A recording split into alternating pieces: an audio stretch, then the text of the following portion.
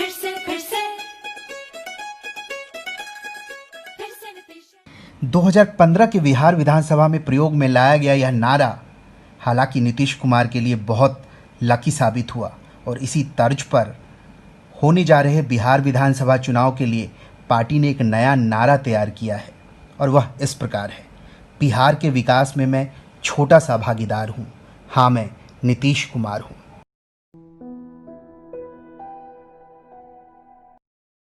भारतीय लोकतंत्र में चुनावी गीतों, नारों और जुमलों का बेहद महत्वपूर्ण योगदान रहा है।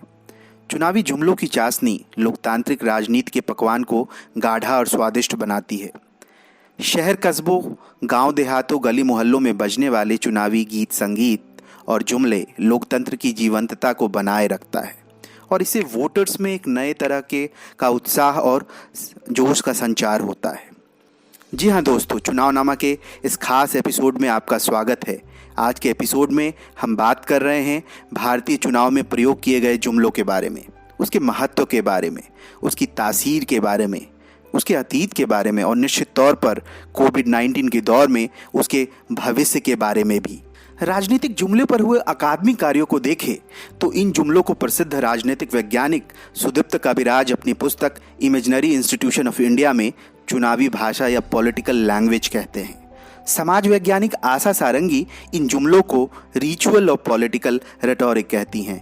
वहीं London school of economics and political science से संबद्ध एंथ्रोपोलॉजिस्ट प्रोफेसर मुकुलिका बनर्जी अपनी किताब वाई इंडिया वोट में इसे मेटाफर और पॉलिटिकल रेटोरिक के रूप में देखती हैं। इन सबसे अलग पॉल कॉकरन ने इन जुमलों को बहुत विशिष्ट राजनीतिक भाषा के रूप में रेखांकित करते हुए इसे पब्लिक डिस्कोर्स यानी लोक विमर्श और पब्लिक रिसोर्स यानी लोक संसाधन के रूप में देखा है।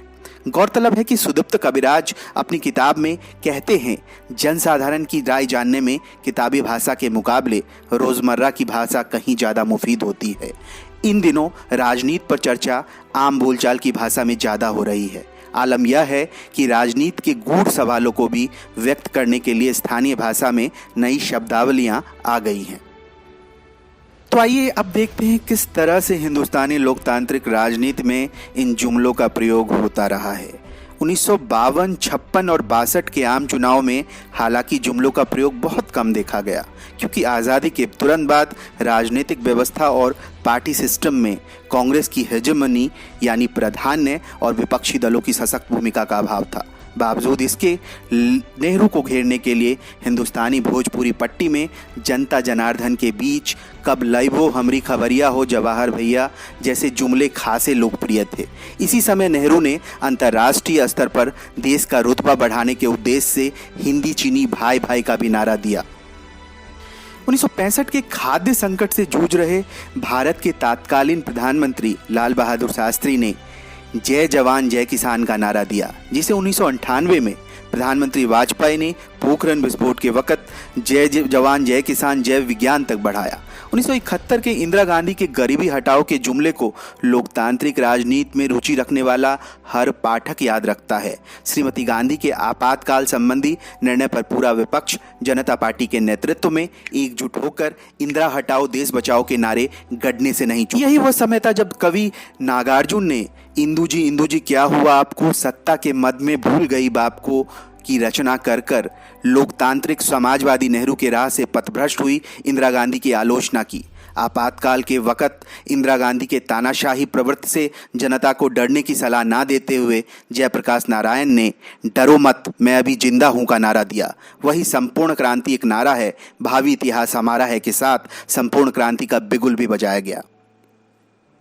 इसी समय इंदिरा गांधी की छवि पर्सनालिटी कल्ट यानी व्यक्ति पूजा के चरम पर थी। ऐसा प्रतीत होता था मानो हिंदुस्तानी राजनीति का रूपक या मेटाफर श्रीमती गांधी है। शायद यही कारण है कि इंदिरा गांधी की इस ताकतवर शख्सियत को देवकांत बरुआ ने Indira is India, India is Indira का नाम दिया।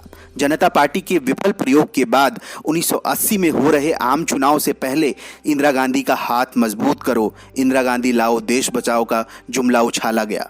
इसी समय हुए चिकमंगलूर के उपचुनाव में श्रीमती गांधी की गौरव गाथा की यह प्रकाष्ठा ही थी कि एक शेरनी 100 लंगूर, चिकमंगलूर चिकमंगलूर का नारा दिया गया। इसमें श्रीमती गांधी को शेरनी की तरह ताकतवर और उसके विरोधियों को लंगूर की तरह उछल कूद मचाने वाला चरित्र के रूप में उकेरा गया। मौत के बाद हुए चुनाव में कांग्रेस पार्टी ने जब तक सूरज चांद रहेगा इंदिरा तेरा नाम रहेगा के साथ भावनात्मक रूप से जनता को अपने साथ बांधा।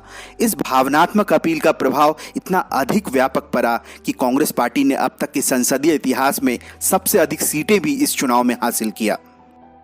90 का दशक हिंदुस्तानी चुनाव में क्षेत्रीय दलों के प्रचंड उभार के साथ साथ जुमलों, नारों, गीतों के अतिरेक के रूप में भी जाना जाता है। हिंदी पट्टी की राजनीति में यही समय था जब 3M का उभार होता है। इस 3M को समाज वैज्ञानिक योगेंद्र यादव मंदिर, मंडल और मार्केट के रूप में प्रस्तुत करते हैं। रामलला के मंदिर के निर्माण के प्रति प्रतिबद्ध दल भारतीय जनता पार्टी ने मंदिर वहीं बनाएंगे हम कसम राम की खाते हैं के नारे के साथ हिंदुस्तानी राजनीति में हिंदुत्ववादी घेरेबंदी को मजबूत किया। वहीं दूसरी तरफ मंडलवादी राजनीति के गर्भ से निकले प्रमुख क्षेत्रीय दलों के छत्रप मसलन लालू प्रसाद, मुलायम सिंह यादव ने जुमलों से पूरी राजनीति को गरमा दिया। सपा ने जहां चलेगी साइकिल उड़ेगी धूल, ना रहेगा पंजा ना रहेगा फूल का नारा देते हुए कांग्रेस और भाजपा दोनों को उत्तर प्रदेश में खुलकर ललकारा, वहीं अपनी देशज और गवई अंदाज के लिए प्रसिद्ध लालू प्रसाद यादव ने बिहार के छपरा रैली में लाठी उठावन तेल पिलावन भाजपा भगावन का नारा दिया। अपने आप को बिहार का भविष्य और वर्तमान बताने वाले लालू यादव का यह नारा, जब तक रहेगा समोसे में आलू तब तक रहेगा बिहार में लालू, पूरे हिंदुस्तानी राजनीति में खासा चर्चित रहा। दलित राजनीति पर विशेष फोकस करते हुए काशीराम और मायावती की पार्टी बसपा ने वोट से लेंगे पीएम सीएम, आरक्षण से लेंगे एसपी डीएम का नारा दिया। बसपा का एक और नारा तिलक तराजू और तलवार मारो उसको जूते चार भी समाज की ब्राह्मणवादी मनुवादी व्यवस्था के ऊपर एक करारा चोट था। प्रमुख राष्ट्रीय पार्टी भाजपा ने इस चुनाव में बारी बारी सबकी बारी अब की बारी अटल बिहारी के नारे, तो कांग्रेस ने जात में ना पात में मुहर लगाओ हाथ में का कार्ड खेला। ठीक अगले कुछ ही सालों के बाद भाजपा ने 13 दिन 13 महीने अब 13 साल का नारा के साथ सत्ता का बागडोर संभाला। 2004 के लोकसभा चुनाव में जहां भाजपा एक तरफ इंडिया साइनिंग और फील गुड फैक्टर के साथ चुनाव लड़ रही थी, वहीं कांग्रेस ने अपने आप को आम आदमी से जोड़ते हुए कांग्रेस का हाथ आम आदमी का साथ पर विश्वास प्रकट किया। इस चुनाव में एक बार फिर जनता को भावनात्मक रूप से अपनी तरफ मोड़ने के लिए कांग्रेस ने राजीव दिखेंगे तुमको, राहुल को जब देखोगे, इंदिरा नजर आएगी प्रियंका को जब देखोगे का नारा दिया। 2009 के लोकसभा चुनाव में कांग्रेस पार्टी ने जहां आम आदमी के प्रति प्रतिबद्धता दिखाते हुए आम आदमी बेहतर कदम हर कदम पर भारत बुलंद का नारा दिया, वहीं भाजपा ने लाल कृष्ण आडवाणी को प्रधानमंत्री के रूप में पेश करते हुए मजबूत नेता निर्णायक सरकार का नारा चलाया, लेकिन जुमलों के सहारे विकल्प पेश करने में आडवाणी विफल रहे। भाजपा की कमान संभाल चुके नरेंद्र मोदी के लिए विशेष रूप से हर हर मोदी घर घर मोदी का नारा दिया गया। वहीं कांग्रेस पार्टी ने मैं नहीं हम कहते हुए मोदी के व्यक्तिवाद पर करारा प्रहार करने की बेअसर कोशिश की। इस चुनाव में भाजपा और मोदी को मिली प्रचंड बहुमत को राजनीति शास्त्री सुहास पलसीकर ने India second dominant party system यानी भारतीय द्वितीय प्रभुत्वशाली दलीय व्यवस्था का नाम दिया। इस बीच हुए दिल्ली विधानसभा चुनाव में चुनावी राजनीति में एक नए प्रयोग के रूप में आई आम आदमी पार्टी ने भी जुमलों पर विशेष फोकस करते हुए 2015 में हुए दिल्ली चुनाव को ईमानदार केजरीवाल बनाम अवसरवादी किरण बेदी की लड़ाई करार दिया। इसके जवाब में भाजपा ने केजरीवाल को एनार्किस्ट यानी अराजकतावादी कहकर चुनावी तापमान को और बढ़ा दिया। वहीं सोनिया गांधी ने दिल्ली के लोगों को प्रचारक मोदी और ड्रामेबाज केजरीवाल से सतर्क रहने की सलाह देकर आग में घी डालने का काम किया। 2015 के बिहार विधानसभा चुनाव में एक तरफ भाजपा मनोज तिवारी की आवाज में गाए प्रचार गीत इस बार बीजेपी एक बार बीजेपी और बीजेपी करेगी पहला काम जंगल राज पर पहला विराम जैसे जुमले से महागठबंधन को घेरने और जनता में अपनी पैठ स्थापित करने की कोशिश कर रही थी, वहीं दूसरी तरफ 7 निश्चय कार्यक्रम के साथ सुशासन बाबू नीतीश कुमार बिहार में बाहर हो नीतीश कुमार हो के जरिए लोगों का समर्थन मांग रहे थे। इस चुनाव में जदयू की साझेदार राजद सुप्रीमो लालू प्रसाद यादव भी रोजगार के मुद्दे पर मोदी सरकार को घेरते हुए युवक युवती भरे हुंकार कहां गया हमारा रोजगार का जुमला छेड़े हुए थे। कौन भूल सकता है 2016 में हुए पश्चिम बंगाल विधानसभा चुनाव को, जिसमें तृणमूल कांग्रेस 2013 के अपने चुनावी नारे मां माटी मानुष को गीत शैली एटा मां माटी मानुषेर दिन एटा मां माटी मानुषेर गान के रूप में प्रस्तुत किया। वहीं दूसरी तरफ ठंडा ठंडा कूल कूल पश्चिम बंगाल में तृणमूल के नारे के साथ अपने विरोधियों को चिताने का काम किया। सबको याद होगा यूपी के 2017 का राज्य विधानसभा चुनाव, जिसमें भाजपा ने आ रही भाजपा सरकार बोलकर जनता के बीच मजबूत संदेश देने का काम किया। वहीं विशेष रूप से पूर्वांचल के इलाके में परिवर्तन अब लाभा हो, इस बार कमल खिलावा हो का नारा देकर जनता को भाषाई आधार पर पार्टी के साथ जोड़ा। चुनाव में पराजित और कमजोर सपा ने भी कांग्रेस के साथ गठबंधन करते हुए काम बोलता है और बेबी को बेस पसंद है के तर्ज पर साइकिल को हाथ पसंद है, यूपी को ये साथ पसंद है का तुर्रा चलाया। वहीं बसपा ने सभी को दबाना है हाथी का बटन, सबसे प्यारी है हमारी बहन का नारा दिया। 2018 के मध्य प्रदेश राज्य विधानसभा चुनाव में जहां कांग्रेस पार्टी ने आ रही है कांग्रेस परिवर्तन मांगे मध्य प्रदेश का नारा दिया, वहीं भाजपा ने सरकार में फर्क होता है माफ करो महाराज हमारा नेता शिवराज का नारा दिया। 2018 के राजस्थान विधानसभा चुनाव में जहां विपक्षी दल कांग्रेस 5 साल राजस्थान बदहाल, बूथ जिताओ भ्रष्टाचार मिटाओ के नारे के साथ साथ महंगा सिलेंडर महंगा तेल, भाजपा को इस बार कर दो ढेर का नारा दिया। वहीं भाजपा ने जय जय राजस्थान, सबका साथ सबका विकास और हर बूथ भाजपा को, हर वोट भाजपा को का जुमला रचा।